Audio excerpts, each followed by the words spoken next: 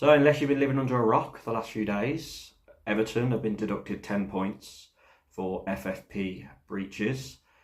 In a nutshell, over a 3-year period, if you lose more than 105 million, you get fined. And they've had one case against them, which is pretty important because, as you'll know, Man City have got about 115 cases against them, which is still ongoing. So if Everton are getting a 10-point fine for one case, what on earth is going to happen to Man City if they're to be found guilty?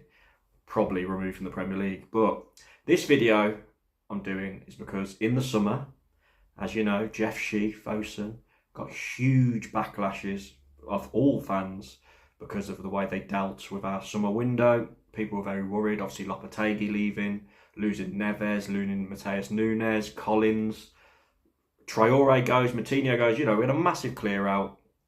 We clearly had to make a lot of money back. And the narrative at the time was, are we actually going to be affected by these FFP issues, what Jeff and Fosun were saying, or are they just doing it because they can't be bothered to spend any money anymore?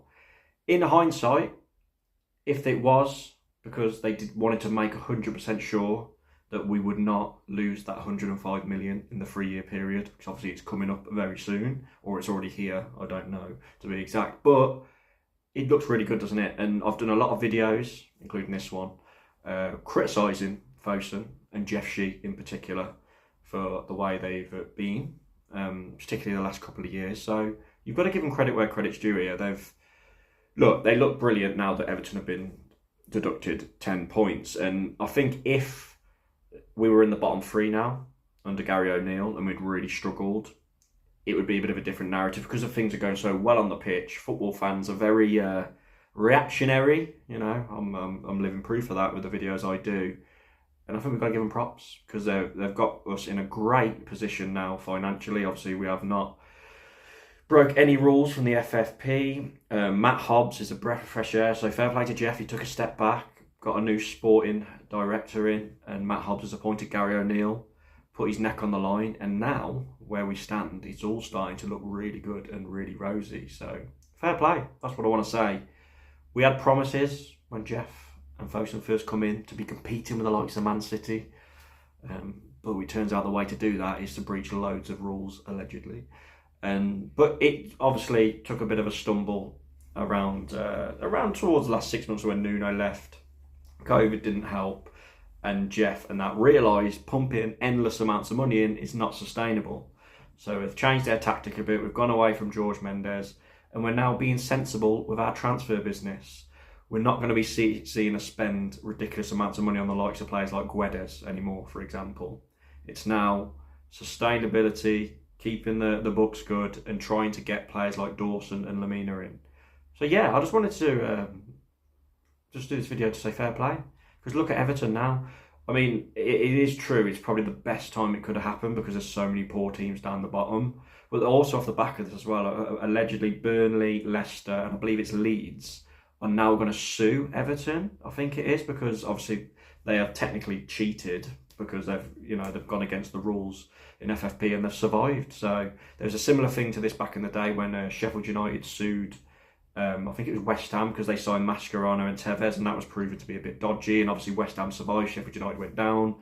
And the reason these rules have been brought in is if you think back to Portsmouth back in the day when they had that absolute shit show, I think it was around the Harry Redknapp era, where they only got deducted 9 points when they went into administration because they obviously went nuts with their money. So this is a very harsh deduction on Everton. They are going to appeal it to a completely different panel, so they might get it reduced, but it just shows going forward in the Premier League, which I think is good because, let's be honest, the money in the game's gone absolutely ridiculous. It's getting so mental, the money that's being thrown around, especially with the Saudi stuff coming in now as well.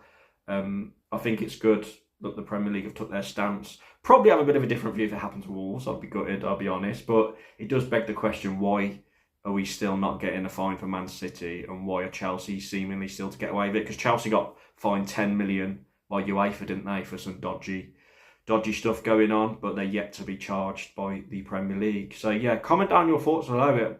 Has your opinion changed again on Jeff Shi and Fosun? Because they've got a lot of stick off from the majority of fans, and rightly so, because the way things have gone, and they're not come across very well, have they? But this news has calmed everybody down, and obviously always performances on the pitch and doing well in the Premier League is going to calm fans down too. So hands up, shout out Jeff, shout out Fosun, shout out Matt Hobbs.